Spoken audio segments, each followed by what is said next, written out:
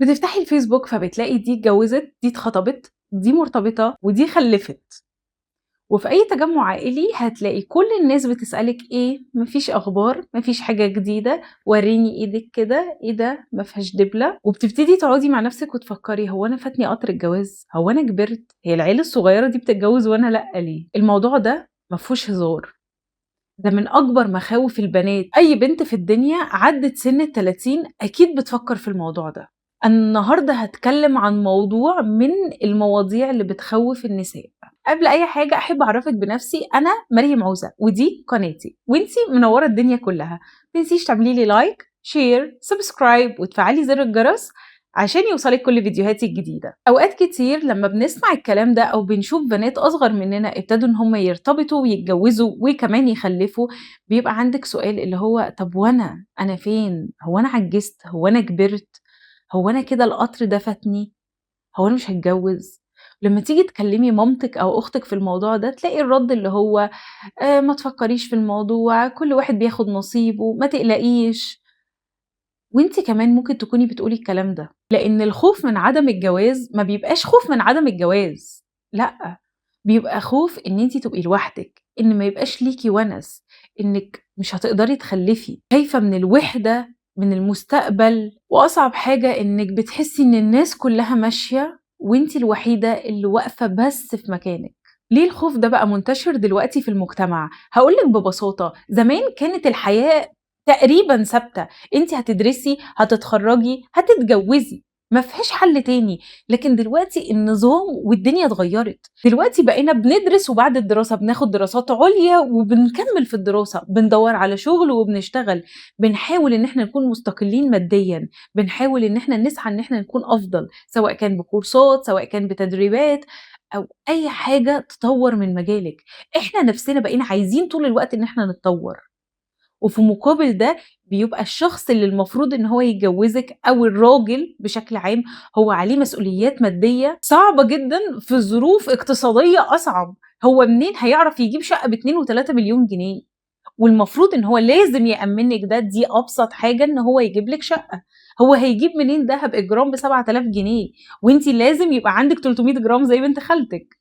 طبعًا الكلام ده بيبقى أكتر في الصعيد، بس الموضوع ده منتشر، زي ما سِن الجواز اتأخّر وده كان غصب عننا كلنا، برضه القلق والضغط زاد. في حاجة تانية بتخلّيكِ طول الوقت متوتّرة والفكرة دي في دماغِك ومش قادرة إن أنتِ تطلّعيها، وهي إنِّك ببساطة بتفتحي الإنستجرام والفيسبوك وكل وسائل التواصل الاجتماعي، فأول ما بتلاقي بوست نازل إن واحد وواحدة اتجوّزوا أو واحد وواحدة خلّفوا أو واحد وواحدة اتخطبوا، بتلاقي كل الناس بتهلِّل وبتبارك، بس أنتِ عمرِك في حياتِك ما هتشوفي الصورة كاملة.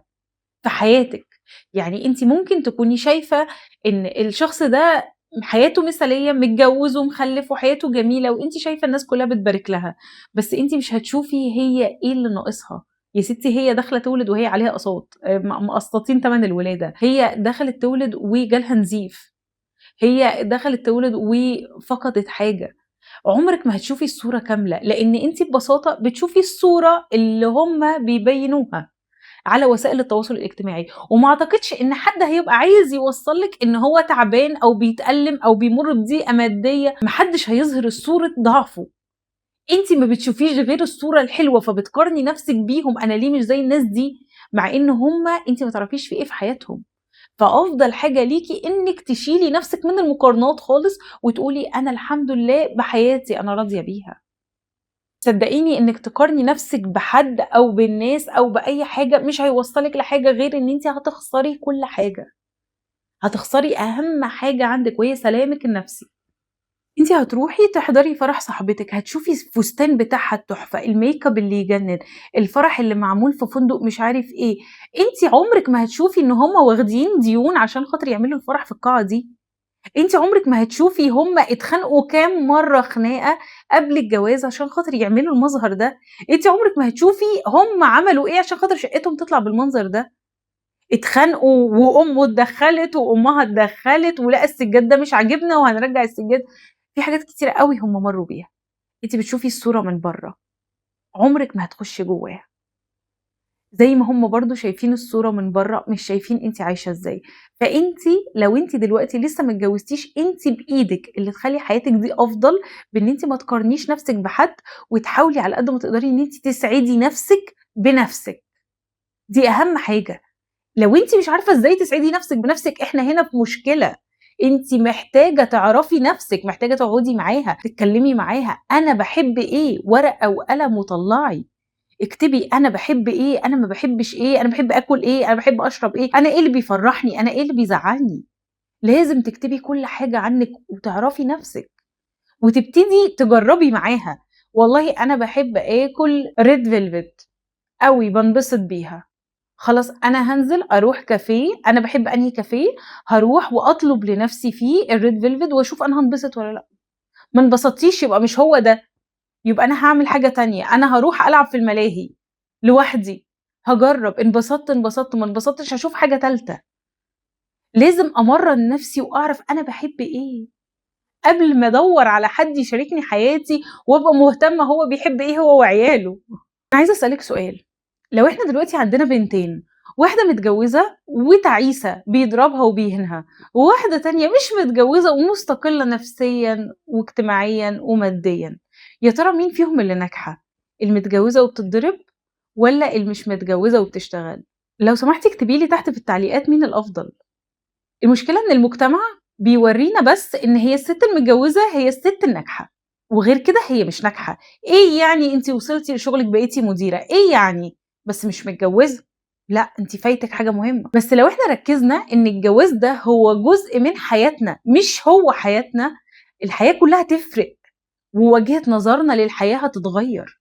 وأخطر حاجة أنتِ ممكن تعمليها في حياتِك إنِّك تتجوّزي بدافع الخوف. أنا خايفة إن أنا أعنِّس فأنا هاتجوّز، أنا خايفة أنا هاتجوّزه وأنا مش باحبه، أنا هاتجوّزه وأنا مش مقتنعة بيه، أنا هاتجوّزه عشان هو من وجهة نظر ماما وبابا إن هو مناسب. طب ومن وجهة نظرِك؟ لأ مش مهم. أنا هاتجوّزه وأنا عايزة أشتغل وأنا وصلت إن أنا بقيت مديرة في شغلي، وهو هيقعّدني في البيت بس عشان أبقى متجوّزة. دي أخطر حاجة أنتِ ممكن تعمليها في حياتِك، دي اللي هتنهيكِ، هتنهيكِ، ودي أكتر حاجة أنتِ هتندمي عليها بُكرة في المستقبل. كمان ممكن تُقعي في حاجة اسمها فخ الاستعجال، إنِّك تكوني مستعجلة ومتلهفة على الجواز. هتقدري إن أنتِ تتنازلي عن حاجات بالنسبة لِك أساسية، بس عشان تلحقي قطر الجواز، بس عشان الراجل ده هو فرصة، القطر ده هو الفرصة اللي أنا لازم أحُط رجلي فيها، لا تفوت، لا تعدّي. طيب هل أي قطر معدّي إحنا هنركبه؟ افرض القطر ده هيودينا مكان تاني. هل أي فرصة إحنا لازم إن إحنا نجتنزها؟ هل هي فرصة تناسبِك؟ اوعي تُقعي في فخ الاستعجال، دايمًا حكّمي عقلِك قبل قلبِك، وما تاخديش رأي حد، خُدي رأي نفسِك وشوفي أنتِ حابة ده والّا لأ، أنتِ عايزاه والّا لأ. ما تستعجليش، إياكِ والاستعجال. نيجي للسؤال الأصعب، طيب لو ما اتجوزتش يا مريم؟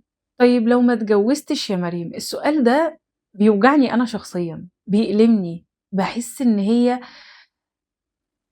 شايفة إن الحياة كلّها هي عبارة عن جواز. طيب تعالي نتكلّم مع بعض، لو أنتِ فعلًا ما اتجوزتيش، هل أنتِ حياتِك هتُقف؟ أحلامِك هتُقف؟ طموحِك هيُقف؟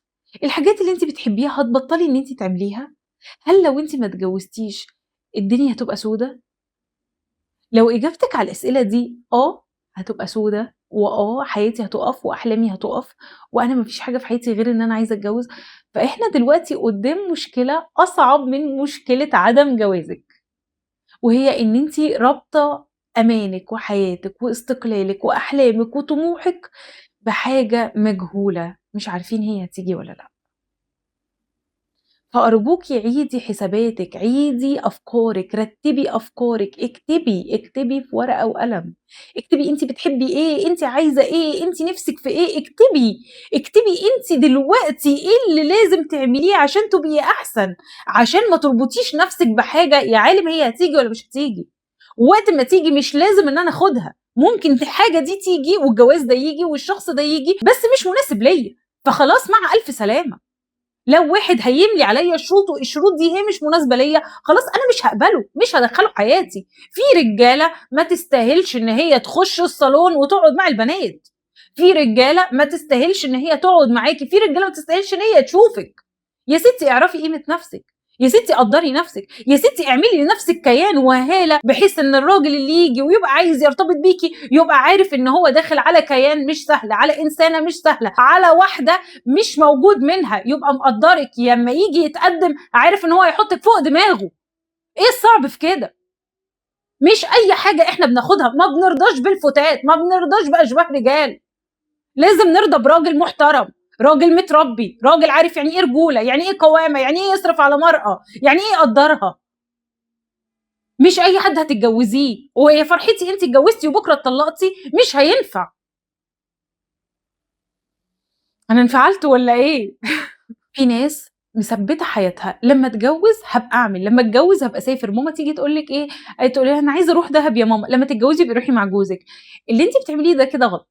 انت لازم تعيشي حياتك بالشكل اللي انت عايزاه، تستأذنيها وتزني عليها انك عايزه تسافري مع صحابك، وتديها كل الضمانات والحاجات اللي تطمنها ان انت هتبقي بخير وان انت كويسه. ما توقفيش حياتك عشان الجواز، ما توقفيش حياتك عشان حد. عندك 30، عندك 35، عندك 40، عندك 45، الله يكرمك، ما توقفيش حياتك عشان الحياه هتعدي والايام هتعدي وعمرك هيعدي وانت مش هتكوني لسه استمتعتي بيه. فربنا يخليكي استمتعي بعمرك وبشبابك وبنضاره وشك وبصحتك، ان انت قادره تجري وتتحركي وتنبسطي وتصوري واعملي ميموريز وافتكريها. رسالتي ليكي انك مش متاخره، وان كل حد هياخد نصيبه، دي حاجه اكيده مفيش فيها كلام. في بنات اتجوزت بدري وندمت، وفي بنات ما اتجوزتش وكانت سعيده، وفي بنات اتجوزت متاخر وكانت مبسوطه جدا، وفي بنات ما خلفتش وكانت مبسوطه، وفي بنات خلفت وكانت تعيسه، وفي بنات خلفت وكانت مبسوطه. هي ملهاش قاعده، كل واحد الحاجه اللي بتناسبه. في بنات انا اعرفها شخصيا لقت شريك حياتها اللي شاركها حياتها كلها في وقت متأخر، بعد ما الناس كلها قالوا لها انت فاتك الأوان وقطر الجواز وفرصة ان انت تخلفي، كان فاتها كل حاجة وكان عمرها عدى واتجوزت وخلفت. انا عايزاكي تفتكري حاجة مهمة بس، ان قيمتك مش في خاتم في صباعك، ولا بصورة فرحك اللي متعلقة على الحيطة، ولا بالفستان اللي بتحلمي بيه، لكن انت قيمتك موجودة لان انت اصلا انسانة، ولان عندك اهداف واحلام ومشاعر وحياة كاملة خاصة بيكي. ولو الجواز هو رزق زيه زي اي رزق تاني، وانا ما بقولكيش ما تسعيش، اسعي ليه. لو هو ده هدفك اسعي، اسعي ان انت تلاقي شريك حياتك في مكان كويس وطبقة اجتماعية كويسة، لكن اوعي تسمحي للخوف والقلق انه يسيطر عليكي ويسرق منك ايامك وعمرك وسنينك. لان الاسوأ من ان انت ما تتجوزيش دلوقتي انك تضيعي عمرك دلوقتي في الخوف والقلق. احكيلي، انا عارفه ان في مجتمعات كتيره جدا بتتفرج عليا، المجتمع اللي انت عايشه فيه هل فعلا بيضغطك ان انت لازم تتجوزي دلوقتي؟ اكتبي لي تحت في التعليقات وانا هرد عليكي. ولو عندك اي استفسار او اي حاجه عايزه تشاركيني بيها، من فضلك ما تتردديش ان انت تكتبيها تحت وانا اكيد هرد عليكي. وبس كده، لو انت لسه بتتفرجي عليا لغايه دلوقتي فشكرا جدا على وقتك.